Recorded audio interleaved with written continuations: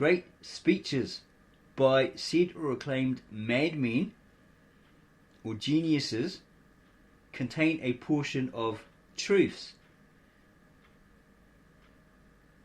as well as containing portions of misconceptions or lies.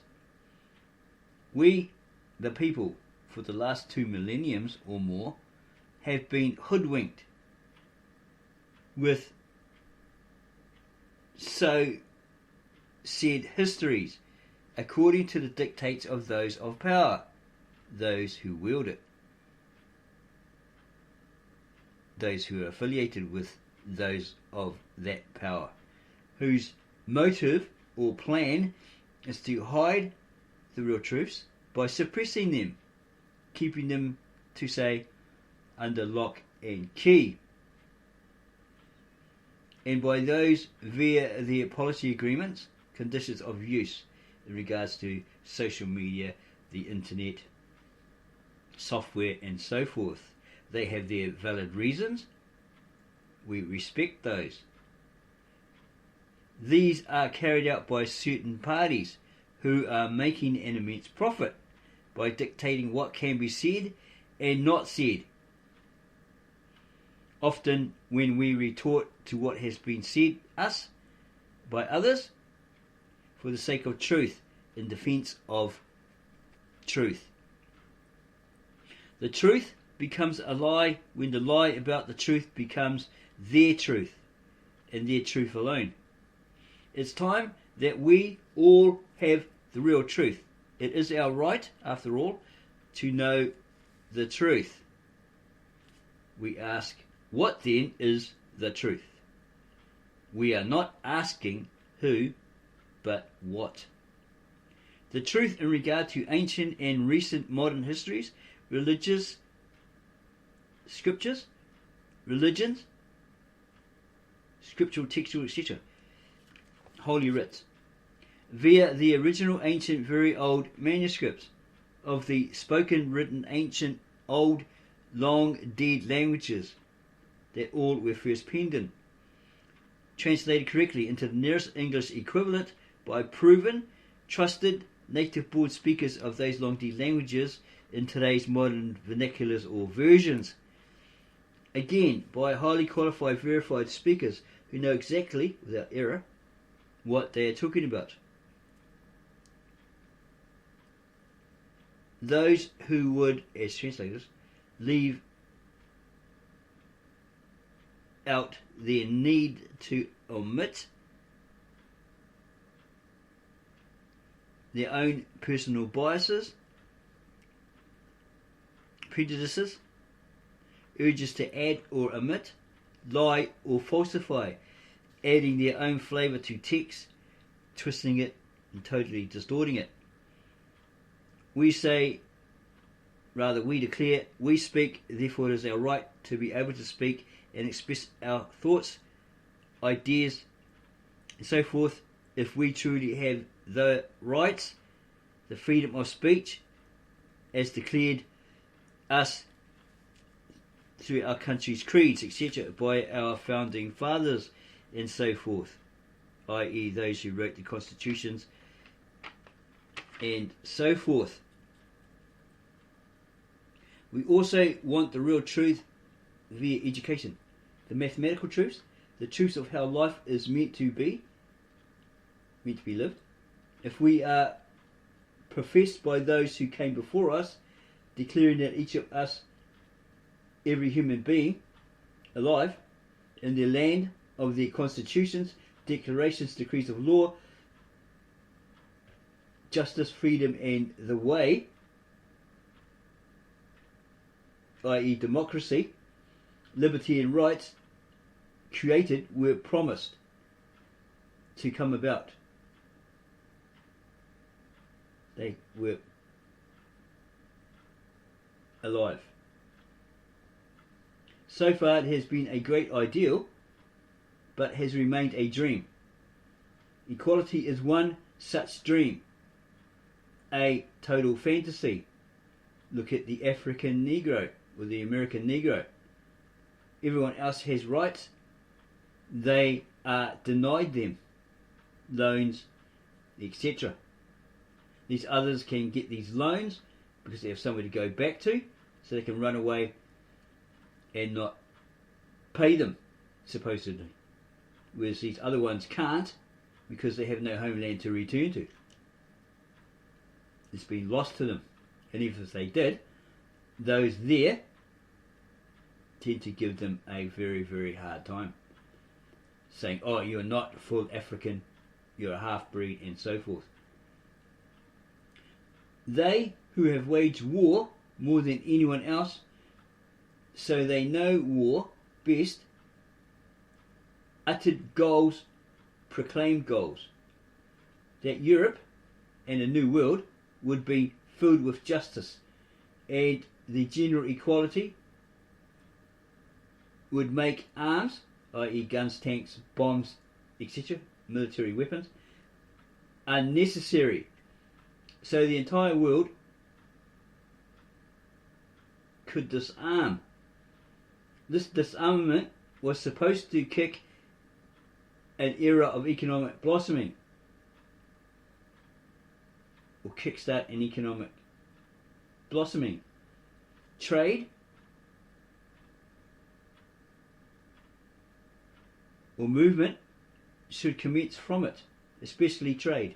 Such trade as free trade, and from this trade, culture is supposed to blossom as well. And not just culture, but religion should thrive.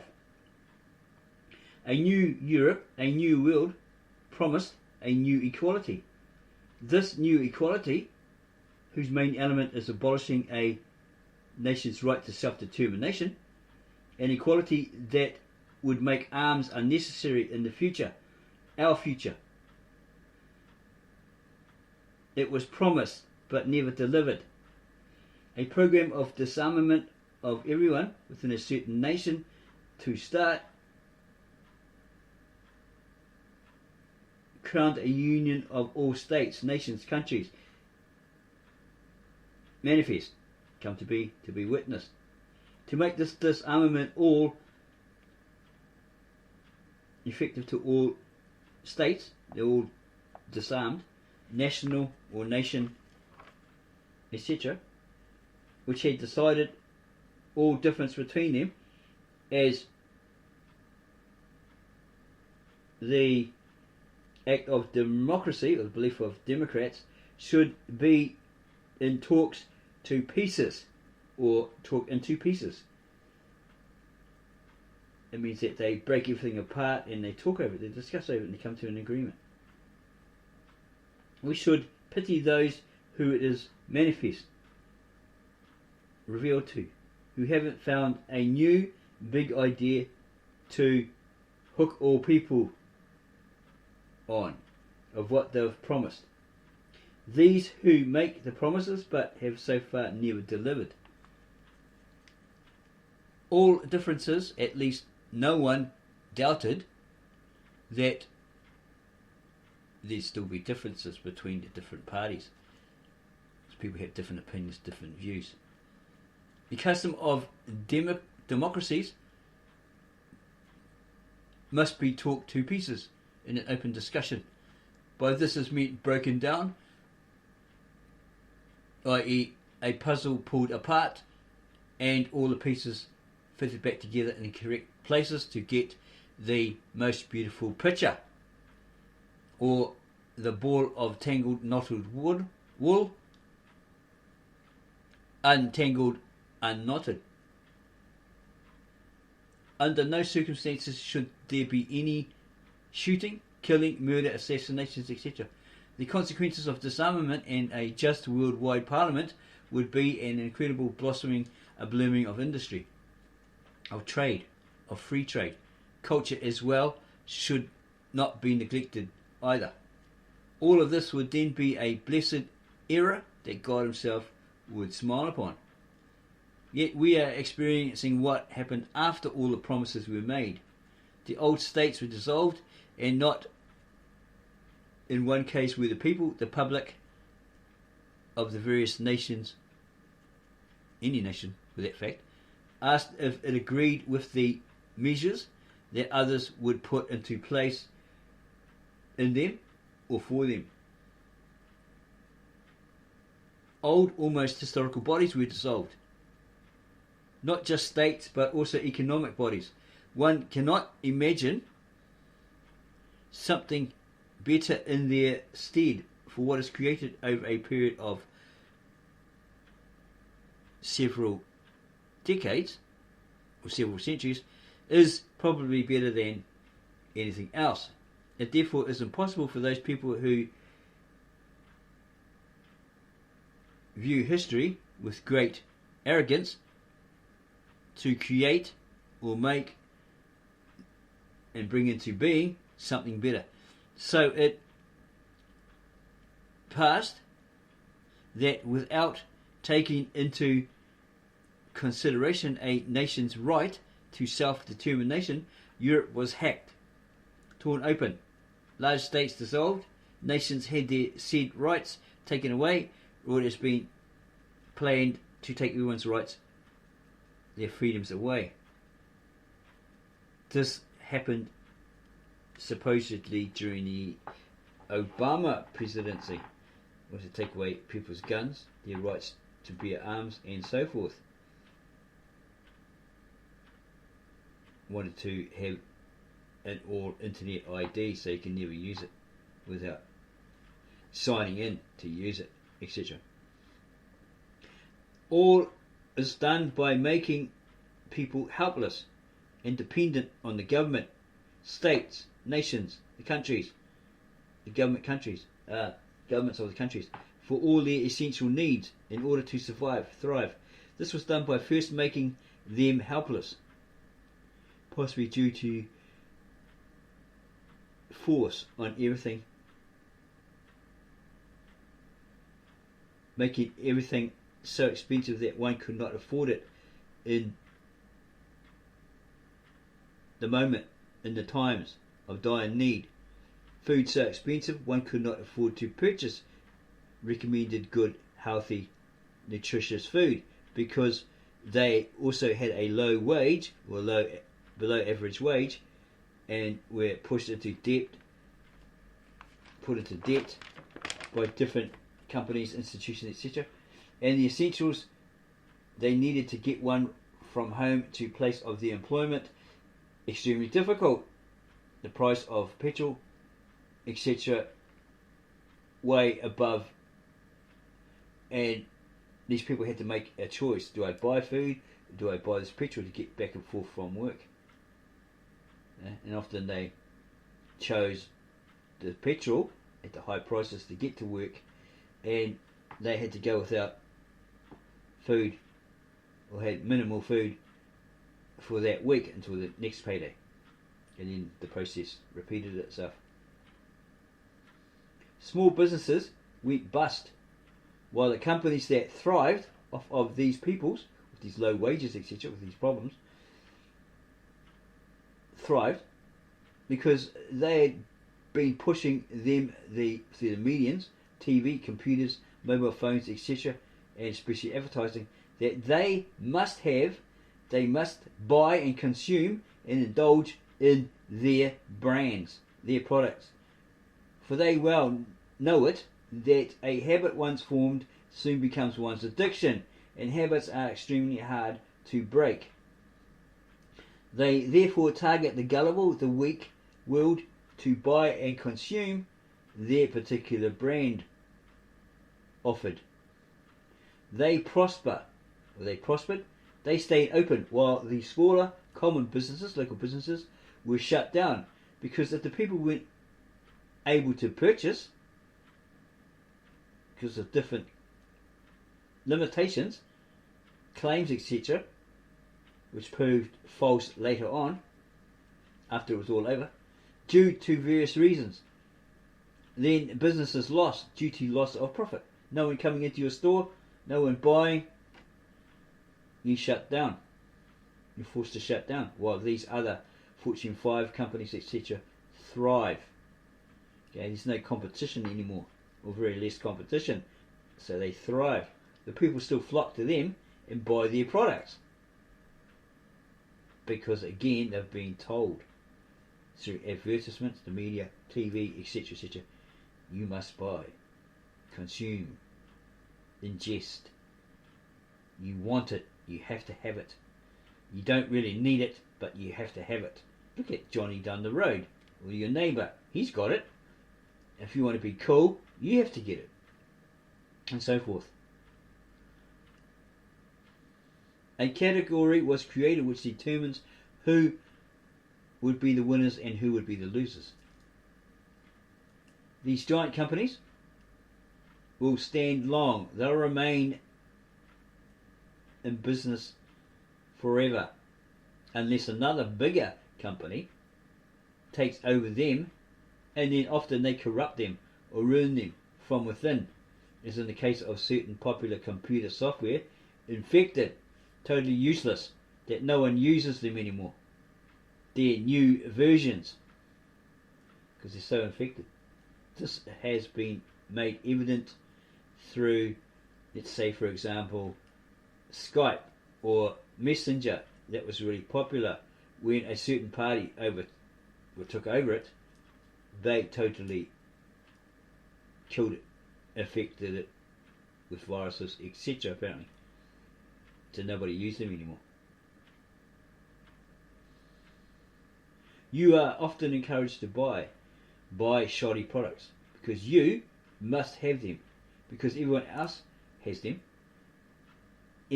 Someone has them. You don't really need them, but you have to purchase it anyway. Because they have it, you have to have it, even though you don't want it. You don't really need it. No one today is solving their conflicts in a peaceful manner. Those with arms, military weapons, etc., who wage war, they wage war as they always have. Only the disarmed, the unarmed, are not able to keep the fully armed away at a great distance from themselves. So if you're in a commune and you're all peace and loving and all that sort of stuff, you don't have any arms, don't bear arms, all that sort of stuff, you're non-resistant, they'll come in with their arms and use them on you. And then they'll say, oh, well, we thought that you had arms, that you had a hidden stash of weapons on your property. Oh, look, we found some, but they probably placed them there.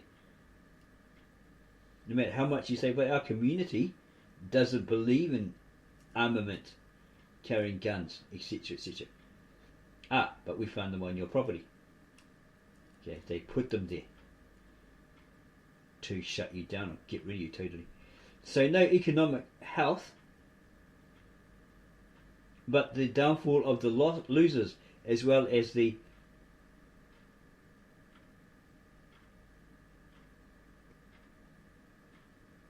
no economic health, but the downfall of the losers, as well as certain winners. Did people not see and feel a depression at a certain period? High food prices, lack of availability, as others were thrown into fear and purchased items in great amount unnecessarily, fighting, squabbling over those products within the supermarkets, within the malls, etc., fighting with each other who have, or with others who have the same fears thrown at them. We've had the same fears thrown at them. At that time, economic health dropped vastly, and it seems after that period all was corrected. But it has not. If you look back into it with your own eyes, there are still high, ridiculously priced foods and items out there today. You go buy half a lettuce and it's near $7 to $9. Half a pumpkin, you're paying like $10 for it, roughly. This is what we've found here. Eggs, $27 for a tray of 20. Ridiculous, we found that these eggs were so overpriced. We went somewhere else and we found we could buy 2 dozen of the same grade eggs for $14. Ridiculous. Religion in certain states or even worldwide was being forced to take a backseat, be limited by law enforcement with their various claims. It was like the days of Rome, where it was being outlawed, deemed illegal. Yet other parties of peoples and these sordid factions were promoted, when centuries before it was frowned upon and outlawed. These were allowed to enter Parliament, push new legislations, decrees or laws that basically gave them the rights over everyone else to do what they wanted as they willed, so that none could hinder their ways or their methods or their practices by speaking out against it, against their malignant practices pushed upon the youth, the minors and the gullible. These had been granted more rights to do their malignant practices than the everyday citizen. If you opposed it, you are breaking their rights. Hang on, what about our rights? You're violating their rights to be this, to be that. One law for one lot, another law for another lot, right? Basically. General economic disorganisation leads to economic downfall. No people felt this effect more than the common people themselves, the everyday people themselves, and this was prevalent in Germany in the 1930s by the German people. A widespread joblessness, unemployment, can almost ruin a people, a nation, a country, crippling it economically. Culture has been or was not enhanced. Religion was being forced to be limited. The Bible was no longer